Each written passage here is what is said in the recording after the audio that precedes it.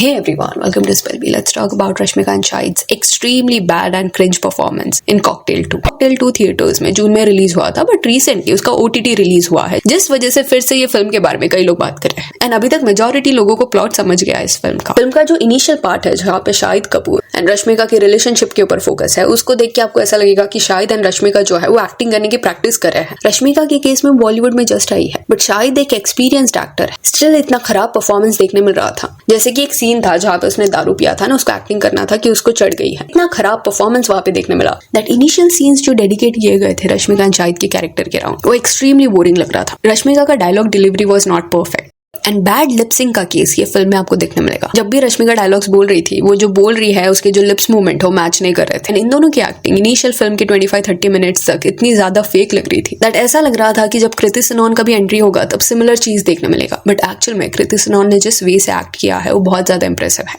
जब आपके को स्टार्स ऐसे मीडियोकर परफॉर्मेंसेस दे रहे हैं, इतने बुरे वे से डायलॉग्स बोल रहे हैं, तो फीलिंग के साथ रिस्पॉन्ड करना डिफिकल्ट हो सकता है, बट बहुत अच्छे से उसने मैनेज किया। तो आई डोंट थिंक सो कि जब कॉकटेल 2 रिलीज हुआ था सब लोग बोल रहे थे कि अरे कृति सनोन की एक्टिंग अच्छी लग रही थी एंड उसने ये पूरा फिल्म कैरी किया, ये नैरेटिव सेटिंग नहीं था, ये रियल में हुआ है। बहुत एफर्टलेस उसका परफॉर्मेंस था एंड पहले सीन से था। पर शाहिद एंड रश्मिका की केस में ऐसा लग रहा था कि फिल्म के बीच में आके उनका जो परफॉर्मेंस है वो ऊपर गया है। फर्स्ट हाफ आपको पूरा क्रिंज लगेगा एंड कॉकटेल 1 में एटलीस्ट ह्यूमर अच्छा था, बट इस फिल्म में वो भी नहीं देखने मिला। एंड इन ये फिल्म को अगर आप देखोगे तो ऐसा पोर्ट्रे करने का ट्राई किया गया है कि वो लड़कियों को एक दूसरे के अगेंस्ट पिट नहीं कर रहे एंड किसी भी लड़की को उसके आउटफिट के लिए जज नहीं कर रहे। But in a way cocktail 1 में जो पैटर्न देखने मिला है वही क्लीशे लेम पैटर्न यहाँ पे भी देखने मिला। इसी कॉकटेल 1 में तो बहुत ऐसे ब्लेटेंटली दिखाया गया था कि दीपिका का जो कैरेक्टर है वेरोनिका, वो ऐसे वेस्टर्न क्लोथ्स पहनती है, बोल्ड है, एंड उसका जो बॉयफ्रेंड है वो जब डायना पेंटी से मिलता है, जो मीरा का कैरेक्टर प्ले करी है, तो उसकी सिंप्लिसिटी से उसको प्यार हो जाता है। वो इंडियन ड्रेस पहनती है, शाय है, अंडर कॉन्फिडेंट है एंड एंड में उसको पिक किया जाता है। तो कॉकटेल 2 में 2 आउटफिट के अराउंड नैरेटिव सेट नहीं हो रहा, बट जो पर्सनालिटी का लेआउट है वो बहुत ज्यादा आउटडेटेड लग रहा है। रीजन बीइंग रश्मिका के कैरेक्टर को भोली इनडायरेक्टली दिखाया गया है, क्योंकि शाहिद एक सीन में लाइन बोलता है। सीन ऐसा है कि इनका जो फ्रेंड है वो अपनी पार्टनर पे, वाइफ पे चीट कर देता है। उसके व्हाट्सएप चैट्स पकड़े जाते हैं एंड शाहिद ये सुन के बहुत जोर जोर से हंसता है। दारू पीने की वजह से वो हाई रहता है। उसका ये कहना रहता है कि अगर मैं चीट करूंगा तो रश्मिका पकड़ ही नहीं पाएगी।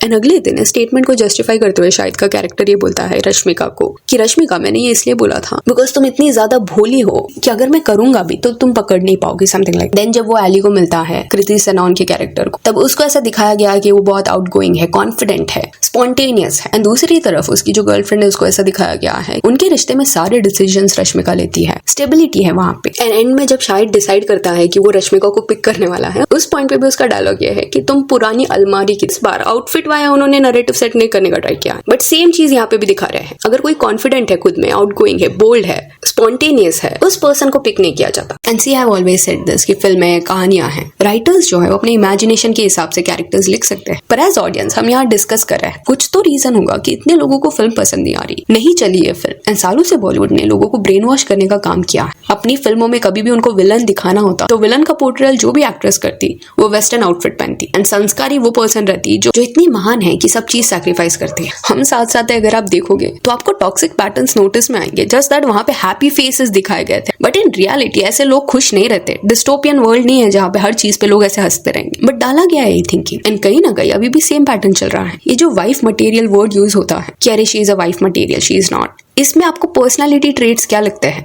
ये पर्सन के साथ सीरियस रिलेशन रख सकते हैं, इसके साथ नहीं। एंड में क्या है layout? According to Bollywood, Meera, Dia, ये पर्सनालिटी ट्रेट्स ऐसे हैं जिनके साथ आप सीरियस रिश्ता रख सकते हो। वेरोनिका, देन एली, ये पिक नहीं होती फिल्मों में। एंड चलो इनको दिखाना ये दिखाए, एटलीस्ट प्रमोशन में इस चीज को उन्होंने ग्लोरीफाई नहीं किया। बट एज व्यूअर्स आप ये बॉक्सेस में फिट होने का ट्राई मत करो। जस्ट कोई पिक कर ले इसलिए आप पर्सनैलिटी बंद बनाओ। एंड ये सब में मेरा बड़ा सवाल ये था कि शाहिद का ऐसा कौन सा पर्सनैलिटी ट्रेट था दैट दोनों भी लड़कियां इतना ज्यादा प्यार में पागल थी। चलो रश्मिका का समझ आता है कि वो कॉलेज के टाइम से उसको मिली थी, पर कृति सनोन जो डिफरेंट कंट्रीज घूम चुकी है वो कुछ ही दिनों में प्यार में क्यों पड़ गई? बिकॉज अगर आप पूरा फिल्म देखोगे तो ऐसा लग रहा था कि शाहिद ने कड़ी चावल बना के दे दिया कृति सनोन को, इसलिए वो मेल्ट हो गई। अदरवाइज ये कैरेक्टर के दूसरे एक्शंस अगर आप देखोगे तो बहुत बेयर मिनिमम चीजें वो कर रहा है। रश्मिका एंड शाहिद के रिश्ते में दिखाया ऐसा गया है कि रश्मिका कंट्रोलिंग है, बोरिंग है, दिस एंड दैट, बट देखा जाए तो उसकी गर्लफ्रेंड जो है वो मदर वाले ड्यूटीज भी हैंडल कर रही है, क्योंकि फिल्म में अगर आप देखोगे तो ग्रुप सेटअप में बॉयफ्रेंड को पता नहीं कि कितनी दारू पीनी है, कहाँ पे रुकना है। ज्यादा दारू पी लेता है, कुछ भी चीजें बोलता है, गर्लफ्रेंड को सबके सामने ह्यूमिलिएट एंड इंसल्ट करता है बाय सेइंग दिस कि अरे मैं चीट करूंगा तो पकड़ नहीं पाएगी। देन अगले दिन उसको हैंगओवर होता है ना, उसको चाहिए कि उसकी गर्लफ्रेंड जो है वो उसको वो हैंगओवर वाला काढ़ा बना के दे जो उसको हैंगओवर से निकलने के लिए हेल्प करता है। एंड नोट ये भी करो कि पिछले पार्टी में गर्लफ्रेंड भी एंजॉय कर रही थी, बट अगले दिन उसको रिस्पॉन्सिबल पर्सन बनना पड़ता है। उसका हैंगओवर तो चलो साइडलाइन रख दो, मैटर नहीं करता, ऐसा हो गया है। खुद शाहिद का कैरेक्टर ये बोलता है कि फाइनेंशियल स्टेबिलिटी जो भी उसके लाइफ में आई है वो इसलिए आई है क्योंकि दिया उसके साथ थी, अदरवाइज वो कॉन्स्टेंटली उसके डैड के ऊपर ही डिपेंडेंट रहता। स्टिल एंड में दिया को ऐसे नेगेटिव चीजों में दिखाने का ट्राई किया गया कि अरे ये शक्की है, कंट्रोलिंग है। वो राइटर ने इतने खराब कैरेक्टर्स लिखे हैं कि सब लोग कुछ ना कुछ वियर्ड चीजें कर रहे हैं। जस्ट दैट यहाँ पे शाहिद एंड रश्मिका के रिलेशनशिप के डायनामिक्स के बारे में बात हो रहा है कि कैसे यहाँ पे भी नैरेटिव सेट करने का ट्राई किया गया। एंड कुछ लोग अभी बोल सकते हैं कि सब लोग इतना डीप लेवल पे जाके फिल्में नहीं देखते, तो I agree on that. But entertainment के लिए भी अगर आप फिल्म देख रहे हो तो एक्टिंग तो अच्छा होना चाहिए, स्क्रीन प्रेजेंस अच्छा होना चाहिए। It is actually very bad. 3 phases में ये फिल्म को आप डिवाइड कर सकते हो। पहला फेज वो जहाँ पे शाहिद एंड रश्मिका आपको स्क्रीन पे देखने मिलेंगे, इनका रिश्ता आपको देखने मिलेगा, पूरे टाइम खराब एक्टिंग। फिर सेकंड फेज जहाँ पे ये फॉरेन वेकेशन पे जाते हैं, वहां पे कृति सनोन के कैरेक्टर की एंट्री होती है एंड रश्मिका कृति को बोलती है कि मुझे मेरे बॉयफ्रेंड के ऊपर लॉयल्टी टेस्ट करना है। एंड थर्ड फेज वो जहाँ पे रश्मिका एंड शाहिद वेकेशन से वापस इंडिया आते हैं, शादी करने का डिसीजन लेते हैं। एंड उस पॉइंट पे कृति जो है वो डिसाइड करती है कि क्योंकि उसको शाहिद से प्यार हो गया है, वो एक ट्राई मारेगी एंड वो भी इंडिया आ जाती है। ये थर्ड फेज ही थोड़ा प्रॉपर लग रहा था, बिकॉज ऐसा लग रहा था कि फर्स्ट फेज में तो शाहिद एंड रश्मिका प्रैक्टिस कर रहे थे एक्टिंग की, सेकंड फेज में थोड़ा कंफर्टेबल हो गया एंड थर्ड फेज में जाके उन्होंने एक्चुअल परफॉर्मेंस देना शुरू किया। दोनों लेडीज में सेल्फ रिस्पेक्ट देखने नहीं मिल रहा। तो फिल्म मेकर्स को ये नोट करना चाहिए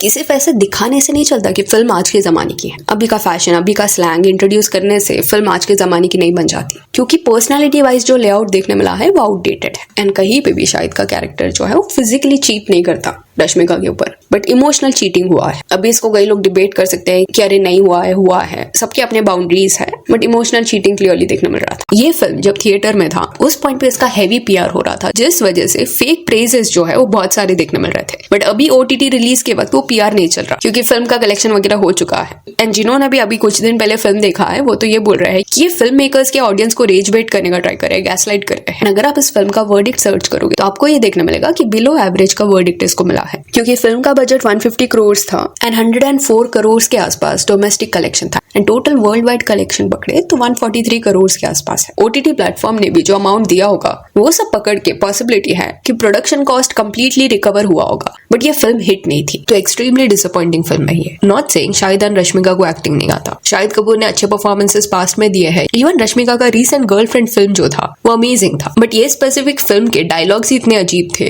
कि वो एंड में क्रिंज साउंड करने ही वाला था। तो इसी रीजन से कृति सनोन के परफॉर्मेंस को प्रेज किया जा रहा है, क्योंकि इवन उसको भी वैसे ही डायलॉग्स दिए गए थे, जस्ट दैट उसका जो होल्ड था डायलॉग डिलीवरी पे वो बहुत अच्छा था। एंड रिलीज के बाद अगेन ये भी नैरेटिव सेट करने का ट्राई किया गया था कि अरे ये फिल्म हिट गई है, सबको पसंद आ रही है, लोग एंजॉय कर रहे हैं। सर्टेन कमेंट्स में लोग जाके बोल भी रहे थे कि अननेसेसरली लोग जो है वो इनकी एक्टिंग को बैच कर रहे हैं, जबकि इस पॉइंट पे वर्डिक्ट पास हो चुका है। अल्फा फिल्म के दौरान जैसे हुआ था, जब अल्फा फिल्म रिलीज हुई थी उस पॉइंट पे सर्टेन ऐसे बुकिंग्स किए जा रहे थे सो दैट ऐसा दिखाई दे कि थिएटर्स जो है वो फुल है। एक वीक तक ये किया गया, बट इवेंचुअली कुछ दिन बाद ऑनेस्ट ओपिनियन लोगों का देखने मिला। एंड ये होता है कि ये जो पेड कैंपेन्स होते हैं ये इन अ वे लोगों को इन्फ्लुएंस करने के इंटेंशन से किए जाते हैं, सो दैट उनका भी जो ओपिनियन है वो थोड़ा चेंज हो जाए। इवन इफ उनको कुछ पसंद नहीं आई होगी, स्टिल क्योंकि उनको ऐसा इंटरनेट पे दिख रहा है कि इतने लोगों को पसंद आ रही है तो वो भी अपना स्टांस थोड़ा स्विच कर लेते हैं। जैसे अल्फा के वक्त तालिया का जो पीआर है वो एग्रेसिवली एक्टिव हो गया था, स्टंट्स जो अच्छे नहीं लग रहे थे उसको प्रेज किया जा रहा था, बट अभी इस पॉइंट पे आप रियलिटी देख लो। एंड कॉकटेल 2 के अराउंड ये भी सर्टेन रूमर्स थे कि कृति को सिर्फ प्रेज जो दिया जा रहा है उससे जो दूसरे को स्टार्स है वो बॉदर हो रहे हैं। एंड जनरली कोई भी एक्टर फैक्ट एक्सेप्ट करेगा नहीं कि उनकी एक्टिंग खराब थी, वेराज वो किसी और पे ब्लेम डालने का ट्राई करेंगे। उनके जो फैंस है वो लोग ये बोलने लगे कि रश्मिका अच्छी थी, शायद भी अच्छा था फिल्म में, जस्ट दैट कृति की जो पीआर टीम है वो पूरा क्रेडिट लेने का ट्राई करी। एंड ये कुछ ऐसा out of biasness, I am not saying Kriti Sanon is my favourite, ऐसा कुछ नहीं है। आप इनके बोलने का स्टाइल देखो, कैसे ये लोग कॉन्वर्सेशन कर रहे हैं, उसमें आपको समझ आ जाएगा कि कौन थोड़ा टॉलरेबल था स्क्रीन पे। तो यहाँ that's it for this video. Do let me know कि ये फिल्म के लेआउट के बारे में व्हाट यू हैव टू से, and if you want can follow us on Instagram, जिसका लिंक आपको डिस्क्रिप्शन में मिल जाएगा। और ये वीडियो अच्छी लगी तो लाइक एंड शेयर करें, और सर अपडेट्स के लिए चैनल को प्लीज सब्सक्राइब करें। Thank you.